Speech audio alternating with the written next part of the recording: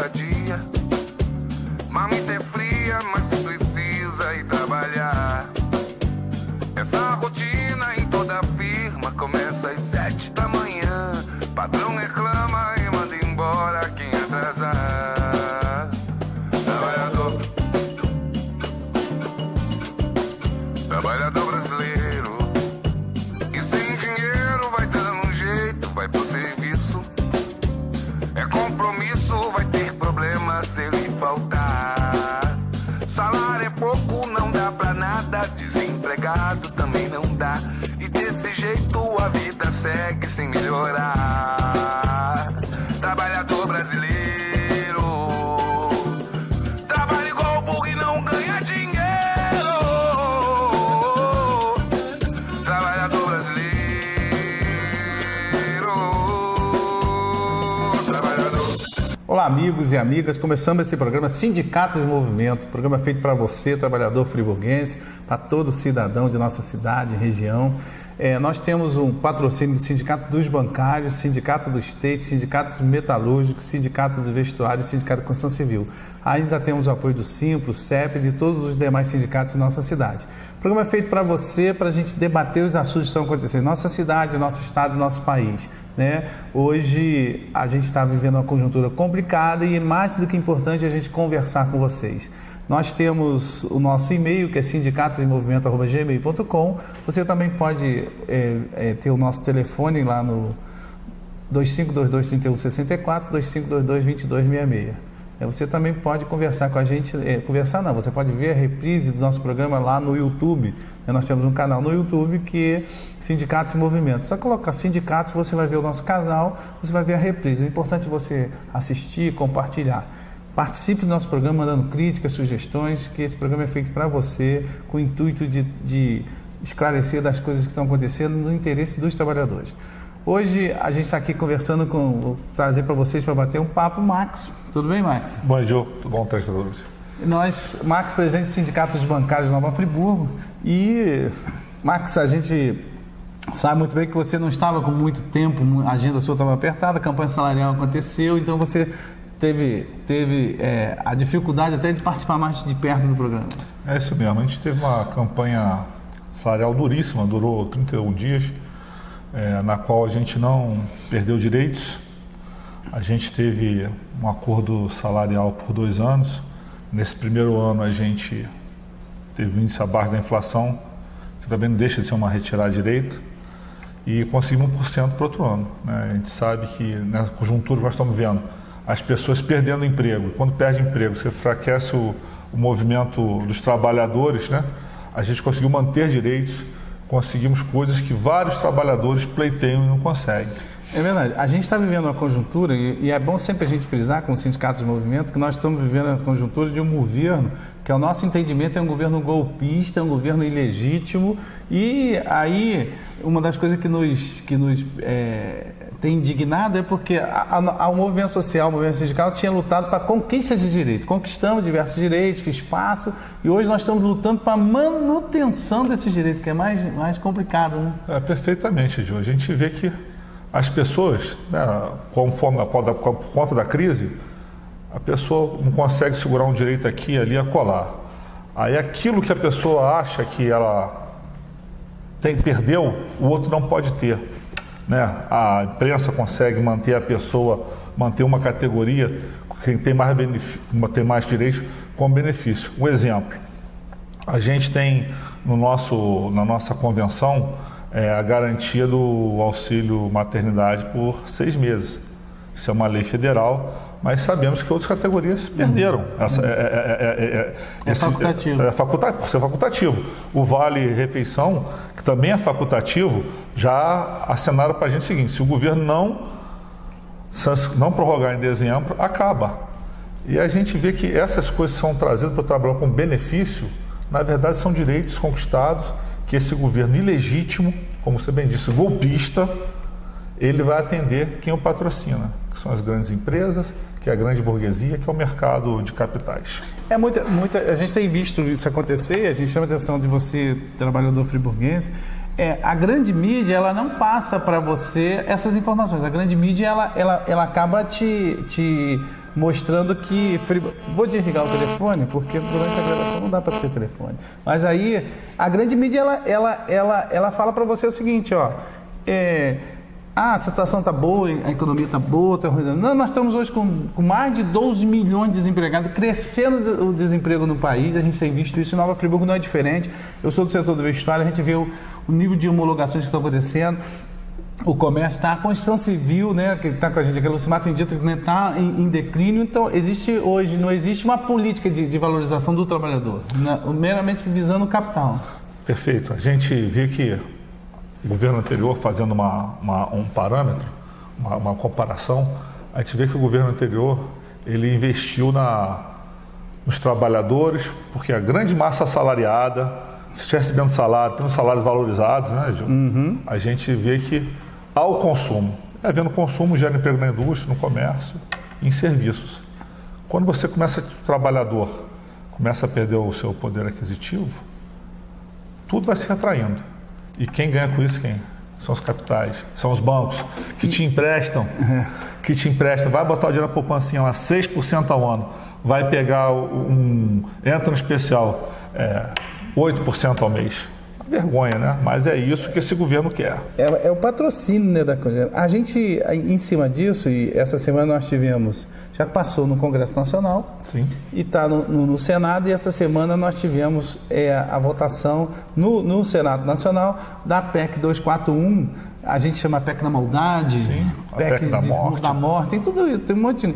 E passou no Senado, tem a votação no Senado, e no Senado ela é PEC 55, que muitas vezes podem mudar, né? O cara fala, não é PEC 241, não, é PEC 55. A PEC é um projeto de emenda à Constituição, e a gente pode ver que esse governo é golpista, é um governo que passou-se a Constituição de 88, ele em menos de um ano, né, 8 meses de governo, já quer mudar a Constituição. Você vê o quanto que o golpe está sendo continuado. E aí a PEC 2241, que a gente bate, que é 55, a PEC ela propõe o congelamento dos investimentos, tanto seja em saúde, educação, é importante falar de segurança, em segurança, em infraestrutura, por 20 anos. E aí eu sempre falo para os companheiros e para os trabalhadores o seguinte, 20 anos, eu vou exemplificar Nova Friburgo. Você que é trabalhador, que não tem um plano de saúde, que já está difícil o plano de saúde, que a pessoa está migrando para o serviço público. Você precisa utilizar os serviços do Hospital Raul Sertã. Vamos usar o Raul Sertã como tá bom? Então, você imagina, se lá está precisando de investimento, a proposta do governo é congelar esses investimentos 20 anos. Então, essa PEC vem prejudicar de fato o conjunto dos trabalhadores. Ela vem, é um ajuste fiscal de natureza neoliberal que reduz o papel do Estado, né? A gente entende que o Estado é importante reduzir o papel do Estado para investir na iniciativa privada. Né? Você foi uma boa redução do papel do Estado. É justamente isso. A gente sabe que os neoliberais querem redução do Estado. A partir do momento que você reduz investimento em saúde e educação, para onde a pessoa vai recorrer? Vai recorrer para a iniciativa privada. Esse projeto, ao meu ver, né, que começa lá, quem for pesquisar aí no YouTube, sabe? Começa lá na época de Thatcher, Reagan, lá atrás, chega no Brasil com 20, 30 anos de atraso. Aí foram barrados com a eleição do Lula, posteriormente com a eleição da Dilma. Agora eles querem, o tempo que eles perderam, eles querem utilizar agora. Aí imagina, como você bem disse, se hoje o custo no Raul Sertã é X, o investimento está parado por 20 anos, daqui a 5 anos provavelmente seja 2X, 3X, e aquela mesma verba, quem vai sofrer? Somos nós, os filhos da classe trabalhadora. E o golpe também, Edil, nesse projeto é tão perverso, tão vil, vamos dizer assim, porque os juros para pagar a dívida está lá, está garantido. congela mais um montante para dívida, pagamento dos banqueiros, financiar os banqueiros, a Bolsa Banqueiro, tanto bateram no Bolsa Família, que ajudaram milhões de trabalhadores, a fome vai voltar nesse país, mas o Bolsa Banqueiro está garantido esse projeto. Mas o Marcos, a gente tem batido nessa tecla, e aí a gente chama a atenção de você, trabalhador, porque a grande mídia, ela não fala sobre isso. A grande mídia fala que é a redução dos caixas. Uma coisa é você falar, um assalariado, um trabalhador, que ganha aí R$1.000, vamos botar aí R$1.000 por mês, obviamente, se ele gastar R$2.000, a renda fixa dele é R$1.000, ele vai se enrolar e daqui a pouco ele está totalmente endividado. Outra coisa é o Estado não é gasto, é investimento, é diferente. Uma coisa é gasto, outra coisa é investimento. Você tem uma tomografia no Hospital Raul Sertã, essa tomografia que está lá já há 15 anos, ela já está totalmente obsoleta, ela não atende à necessidade da população. Então, é fundamental que tenha previsão que daqui a 10 anos nós vamos ter que comprar um outro tomógrafo, nós vamos ter que ter investimento na mão de obra, na infraestrutura do hospital. Com essa proposta da PEC, o que vai fazer? O congelamento, e você vai continuar usando um tomógrafo de 20 anos atrás, que não vai ver mais o exame correto, não vai te dar precisão nos exames. Então, esse tipo de coisa. Sem contar as outras coisas que estão por trás disso. Por exemplo, vamos exemplificar o salário mínimo. Sim. Existe a política atual hoje de salário mínimo, eu tenho aqui, eu trouxe para a gente ver. A política atual do salário mínimo, ela diz que a inflação do ano anterior, sim, medida pelo índice de preço e consumo, mais a variação do crescimento do país, do produto do PIB, do produto interno bruto, que é a soma de todos os valores do Brasil. Então, mais a variação dos últimos 2 anos antes. Então, você pega a inflação do ano anterior, mais a variação do PIB, você chega ao reajuste do salário mínimo. Essa é uma política de valorização do salário mínimo. Com a proposta da PEC 241, aí atinge aí 47 milhões de trabalhadores, se eu não me engano, no Brasil, são 47 milhões de trabalhadores que recebem salário mínimo. A proposta é de praticamente congelamento do salário mínimo. Sim, aí, se ela fosse posta se ela estivesse figurando, né? Hoje o salário mínimo, você estava falando antes, em torno de R$400, mas a intenção é essa mesmo da proposta desse governo aí, ilegítimo e golpista, nós temos que frisar isso. Manter o trabalhador na miséria. Eles não suportam ver a pessoa tendo o filho da empregada, do jardineiro, empregado doméstico, eu falo, tá? Com todo respeito, não estou aqui depreciando, não. Longe disso. Do jardineiro, do operário em geral, não suportam ver essas pessoas ascendendo à faculdade como teve. Nós vamos ao intervalo e voltamos já já. Trabalhador brasileiro.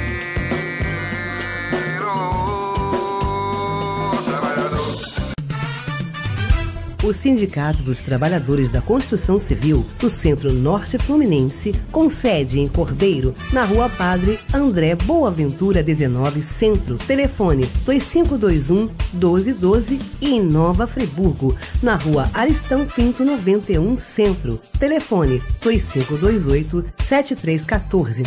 Oferece para você, trabalhador da construção civil, atendimento médico, odontológico, jurídico e muito mais. Venha nos fazer uma visita. Sindicato dos Trabalhadores da Construção Civil, há 80 anos lutando pelos seus direitos. Juntos, somos muito mais fortes. Não fique só, fique sócio, sindicalize-se. Trabalhador brasileiro.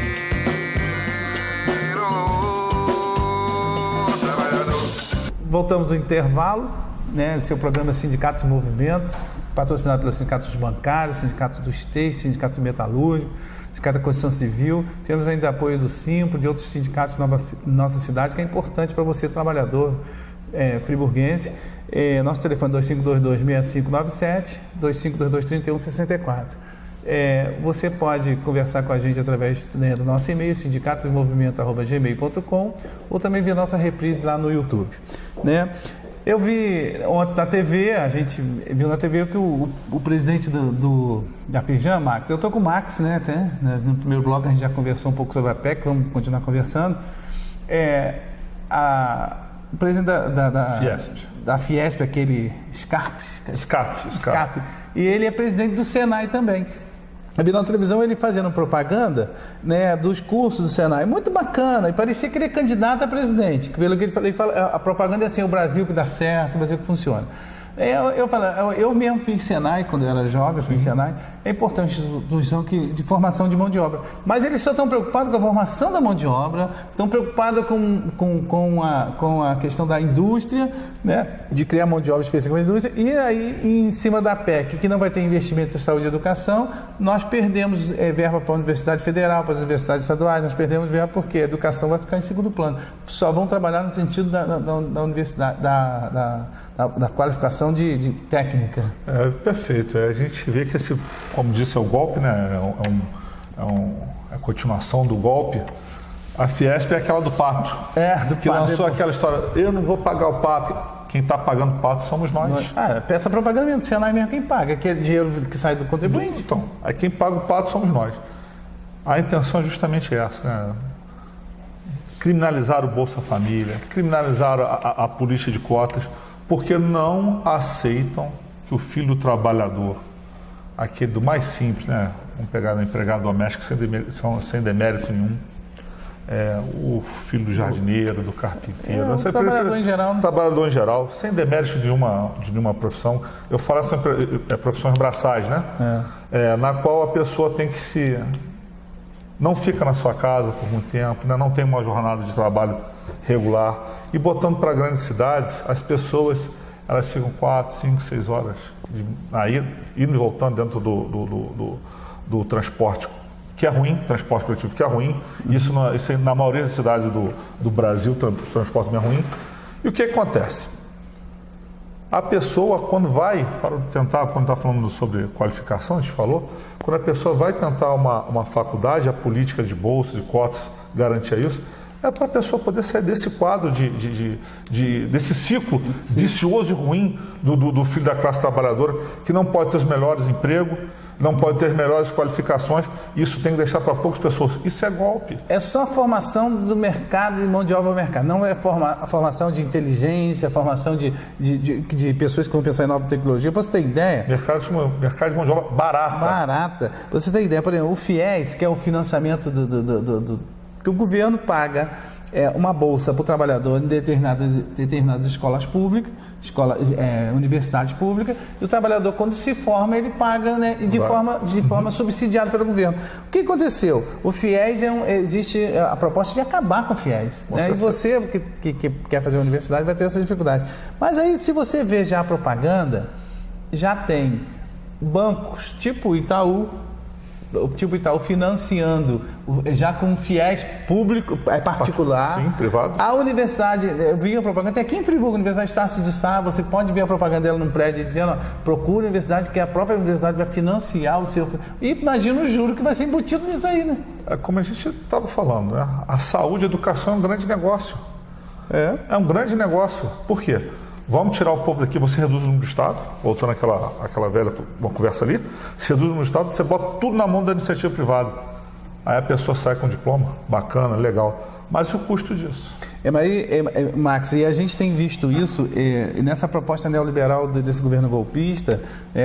Esse governo, a gente defende aqui o Fora Temer mesmo. A proposta no movimento sindical de Nova Friburgo do Brasil é Fora Temer, eleições gerais, que tem que ter novas eleições e que a gente possa escolher realmente o nosso presidente, que nós perdemos o direito de escolher o presidente através desse golpe. Então, esse governo golpista, ele faz uma proposta através da PEC 241 e a gente tem que rebater sempre nessa tecla. Você, trabalhador, quando vê a grande mídia, vai lá PEC da corte de gastos, PEC da corte de investimentos. É diferente de corte de gastos, porque corte de gasto é o que está sobrando, né? Nós investimento, seja na saúde, educação, na segurança. Você de classe média aí, fica ligado, né? Porque aí o cara, teve muita gente que foi para rua bater panelinha, e agora vai ver, porque você não vai conseguir pagar o seu plano de saúde, você tem que ir para a rede pública. Você não tem condições de pagar uma escola que está cara, você vai ter que botar o seu filho na escola pública. Então, essas coisas.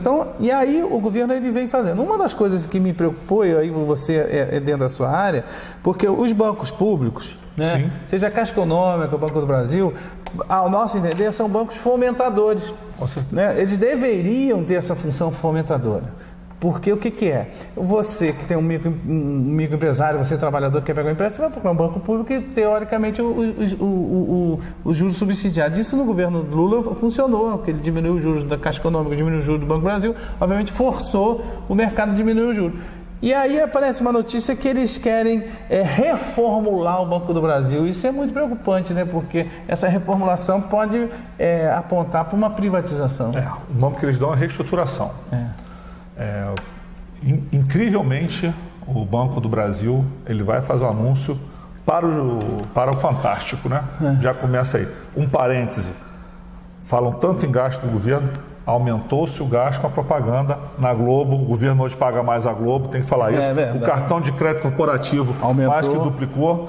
Isso ninguém fala, isso é gasto. O número de desempregados aumentou também. Aumentou também. Aí vamos voltar ao Banco do Brasil. O que acontece com o Banco do Brasil? Fizeram uma reestruturação e botaram lá um público-alvo de 18 mil trabalhadores que, de acordo com a idade e tempo de serviço, pode pedir a sua aposentadoria. Um programa extraordinário de aposentadoria, né? Aí a gente viu que tantas pessoas fizeram concurso no Banco do Brasil, quando se reduz 18 mil trabalhadores, vão acabar com 402 agências e 379 agências vão virar postos de trabalho. A gente já viu esse filme no passado, né, para Fernando Henrique. É o desmantelamento da coisa para, se não for privatizar neste governo, que eles têm esse receio. Pô, nós somos ilegítimos, a população está indo para cima. Ontem nós tivemos imagem lá em Brasília que a população foi contra a PEC para cima. Não sei se eles vão ter peito para aprovar, né? Mas já deixa o caminho aberto para uma possível privatização. 18 mil trabalhadores. Aí quem vai ficar lá, Edil? A gente sabe disso. Os companheiros que continuaram no Banco do Brasil vão sofrer. Primeiro, uma pressão imensa. Porque a agência que tem 5 caixas terão 2, 3. A agência que tem 8 caixas terão 4. A pessoa que for no banco para ser atendido vai ficar mais tempo na fila. E o usuário do serviço, o cara que vai ao banco, ele acha que às vezes é má fé do trabalhador, e eu vejo isso, eu frequento os bancos, eu vejo, às vezes você vai na Caixa Econômica, aquilo está cheio, você vai no Banco do Brasil, está cheio, mas já tem uma deficiência de mão de obra, porque a gente percebe que diminui em determinado momento, o banco fica superlotado, porque aí fala que o trabalhador, eu acho que o caixa ele tem que fazer a função dele, é uma questão muito de responsabilidade, dinheiro que não é dele, então ele não pode ser estabacado, fazer as coisas estabacadas. Isso é importante. Se o caixa falta um dinheiro, ele vai pagar. Se sobra, o banco recolhe, está certo. Se está sobrando alguém, né, com o seu problema. Como na falta, às vezes deu um troco errado, tem gente que tem a consciência de voltar, tem gente que não tem. Mas aí o banco começa a reduzir isso tudo. Hoje é o Banco do Brasil. E numa conversa que nós tivemos no Rio, o companheiro falou, sabe por que o Banco do Brasil não é caixa? A gente achava até que era caixa. Por um simples fato. O Banco do Brasil tem ações. É para atender o mercado. Lógico. É por isso que chega na calada da noite e anuncia na Globo. Por quê? Sabe que a população vai ver a Globo. E o que vê a Globo, entre aspas, tem credibilidade. Aí eu quero falar uma máxima do Brizola. Brizola falava, se a Globo é a favor, nós somos contra. Se a Globo é contra, nós somos a favor. É verdade, porque o que acontece com isso, jogando... Você falou um negócio interessante, que a gente que está de fora, que eu não sou a gente achava assim, quem está ameaçado de privatização é a Caixa. O Banco do Brasil hoje é o segundo maior banco no mercado imobiliário. Então significa que financia também muito a casa própria, a casa do trabalhador, né? Eu sei porque a gente tem contatos lá com o gerente, ele oferece esse tipo de serviço. A Caixa hoje, se ele mexer um pouco com a Caixa, ele vai mexer ainda com a gama grande de trabalhadores, com a população, que pode fazer com que tenha um revertério. Agora, o Banco do Brasil, ainda que não tenha essa chamada social tão grande, pode ser que a estratégia comece por ali mesmo. Tem um pouco disso, mas como eu falei com os companheiros lá, né? Lá no Banco do Brasil, rodando as agências, é bom falar aqui. E quem vê, como você bem disse, passar para esse vídeo. A estratégia é simples, né? O banco, simples não, complicado. Simples que eu falo pela simplicidade de querer atrapalhar a vida da pessoa. Que a Caixa, como você bem disse, ela atende inúmeras pessoas que precisam do Fundo de Desemprego, do PIS. Pagamento é todo lá, apesar do Banco do Brasil pagar o PASEP. Pagamento é todo lá, o seguro-desemprego, como eu falei, o FGTS. Já tem um projeto de voltar os FGTS para os bancos privados. Quer dizer, aí você tira esse povo da caixa, como eu falei no Banco do Brasil. Às vezes, a pessoa se identifica mais com o Banco do Brasil e a Caixa, porque pode, como a gente estava falando aqui em off sobre roupa, né? Pode ir mais à vontade num Banco do Brasil e a Caixa. Ao passo que aos bancos privados a pessoa não vai. A pessoa se vê como o Banco do Brasil e a Caixa um banco popular, vamos dizer assim. Entendeu? E essa reestruturação, ela tem esse perfil. Atacar justamente a classe trabalhadora, que o Banco do Brasil, e principalmente o pequeno agricultor, que o Banco do Brasil, ele que fomenta a agricultura familiar. A agricultura familiar, e a Caixa, a rede imobiliária do país. Então, a gente está aqui, a gente vai voltar nesse assunto, que eu acho que é importante, que agora a gente não pode parar de falar sobre isso, porque tem que conscientizar a população do risco que nós estamos sofrendo, vide o PEC, os de perda de direito, nós vamos falar. Mas aí, Max, eu vou aproveitar que está aqui, porque a grande comoção nacional que nós tivemos essa semana foi o acidente com o avião da delegação da Chapecoense. E eu quero deixar aqui, já estamos no final, aqui os caras levantam a mão, a gente tem que começar. Sim. Né? Então, estamos no final e eu queria, antes, deixar aqui nossas condolências aos familiares, dos jogadores, de todo mundo. Tinha um rapaz de Bom Jardim lá. O Tiaguinho aqui de Bom Jardim. Então, realmente sentimos mesmo mortes, pessoas que morreram de forma inesperada, né? Então, isso realmente causou uma comoção. Mas eu queria só deixar aqui alguns números para você, trabalhador, prestar atenção. Morreram no acidente da Chapecoense 76 pessoas. E aí eu vou dar alguns números aqui que eu acho que a população precisa saber. Só em acidente com arma de fogo no Brasil, morre 116 pessoas por dia. Então, um avião daquele cai por dia aqui no Brasil sem a gente perceber, silenciosamente. Mais do que guerra. Mais do que guerra.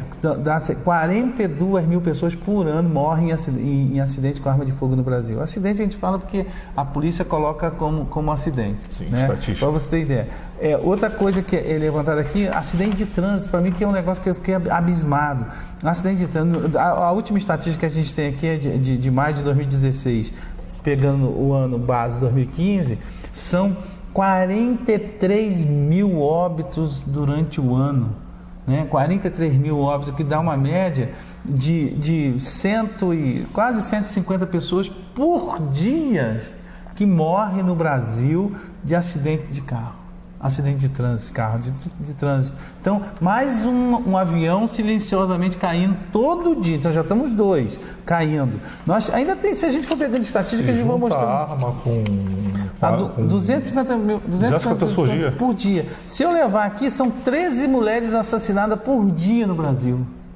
Por dia são 13 mulheres assassinadas. A cada dia um homossexual, uma lésbica também assassinado. Então você vê que a gente precisa chamar a atenção de que essa violência, essa situação toda que acontece no Brasil, esse extermínio silencioso. Então, na sua grande maioria, são jovens até 24 anos, negros,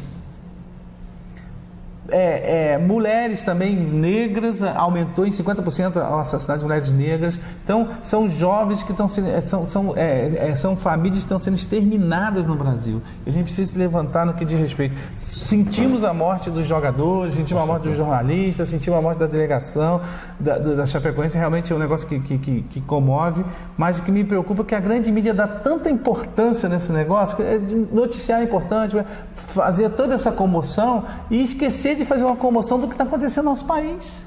Sim. Aí eu fico preocupado, mas voltando na PEC 241, parece o seguinte, que como o Senado ia votar essa semana, a PEC 241 caiu como uma luva o acidente, porque a mídia só fala disso, ninguém fala só falou da PEC porque teve um incidente lá, que o pessoal se alterou um pouquinho. Fora disso, a mídia não fala da PEC, da perda de direito que o trabalhador vai ter. É muito triste, né? É muito triste. A gente sabe que a gente tem, como você bem disse, a gente tem que lamentar. É uma tragédia, por isso que choca, mas a tragédia cotidiana parece que já está normalizada, vamos dizer assim. A gente está anestesiado de tanta coisa, mas isso é um dado importante que a gente que milita, né, numa visão diferente dessa grande mídia aí, a gente sabe que é justamente essa população, o filho trabalhador, que é geralmente negro e geralmente mora em comunidades onde o Estado não chega, que são as chamadas favelas. Então é muito triste, a gente chama a atenção de você, trabalhador, ficar atento a isso. Por isso que a gente bate tanto aqui nessa questão da PEC 241, porque, por exemplo, é saúde, que a gente falou aqui, que é a questão a falta de investimento. Falta de investimento em segurança, 116 pessoas morrem por dia. Falta de investimento em infraestrutura, mais 150 pessoas morrem por dia. Falta de investimento na questão da saúde, da segurança da mulher, 13 mulheres são assassinadas por dia. Direitos dos homossexuais, direito, né? Então isso tudo está dentro desse projeto que a gente tem debatido aqui. É o quê? Se não tem investimento para isso, congelar isso por 20 anos significa o quê? Regredir o Brasil há mais de 20 anos, não é avançar, regredir o Brasil há mais de 20 anos, isso que a gente não quer e a gente está aqui lutando contra isso. Marcos, você queria deixar ao final para suas considerações? Eu queria falar que, como o Edil bem postou aqui, a gente tem que pensar que quanto menos Estado, maior participação na iniciativa privada, maiores serão casos descasos para a população, porque a iniciativa privada não liga para a saúde das pessoas, para a educação da pessoa, ela liga exclusivamente para a sua saúde financeira. É verdade. E a PEC 241, ela podia ter lá no seu bojo, dizendo o seguinte: nós vamos taxar as grandes fortunas desse país. Né? Os grandes fortunas, do grande capital. Não tem uma vírgula falando disso, que só a taxamento das grandes fortunas, o Brasil ia arrecadar cerca de 3 trilhões em impostos. Trilhões, né? Bilhões, né? Trilhões em impostos que não precisaria de PEC nenhuma, não precisaria de congelar nada. Então a gente agradece a sua audiência, agradece a sua participação, né? E que a gente possa vir no próximo programa aqui e vamos continuar batendo nessa coisa. Só luta, só vence quem luta. Nada vai cair assim do céu, nós não temos nada, né? A luta é diária, os trabalhadores sabem muito bem disso. Um abraço e até o próximo programa. Está na luta, corre do dia a dia. Marmita é fria, mas precisa ir trabalhar. Essa rotina em toda firma começa às 7 da manhã. Patrão reclama e manda embora quem atrasar. Trabalhador brasileiro, que sem dinheiro vai dando um jeito, vai pro serviço. É compromisso, vai ter problema se ele faltar. Salário é pouco, não dá pra nada. Desempregado também não dá. E desse jeito a vida segue sem melhorar.